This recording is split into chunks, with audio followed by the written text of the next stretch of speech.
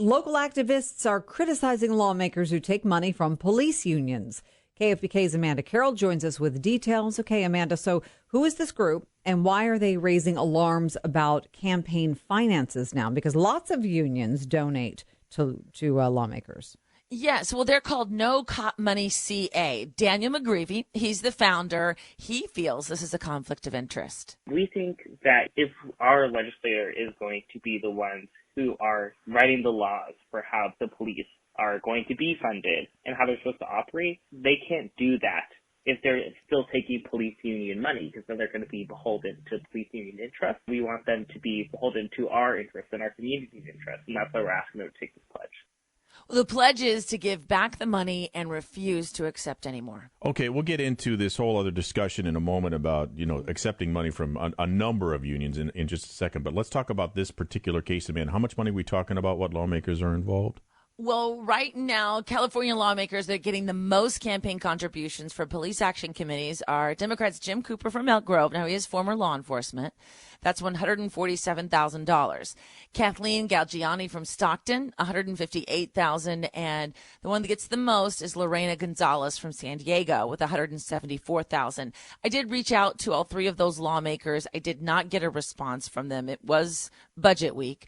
There's one that did not accept any contributions from police action committees. It's Republican John Moorlach from Orange County.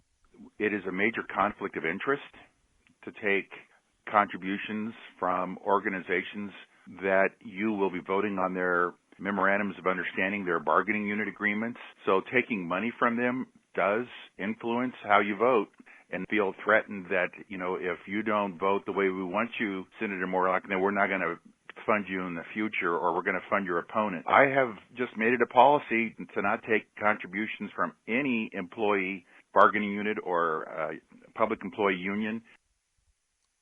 So, Amanda, I understand exactly what he's saying, and I understand what the critics are saying about lawmakers taking money from unions, period, across the board. I mean, obviously there's going to be influence, is there not? I mean, couldn't you make that argument for teachers' unions? I mean, lawmakers at the state capitol vote on a whole host of issues that deal with teachers. And can't you make that argument across the board? Good point. You can, but we're not trying to defund teachers. I think that's why it's coming up right now. Okay. Is the defunding of police, and is that a conflict of interest? So there are almost 300,000 members of unions here in the state of California. Almost 300,000 workers that belong to a union. Okay. So when this group says that unions don't represent the people, it seems like there are 300,000 people. Well, there are people who are being represented. That they're being represented. Pretty big numbers, yeah.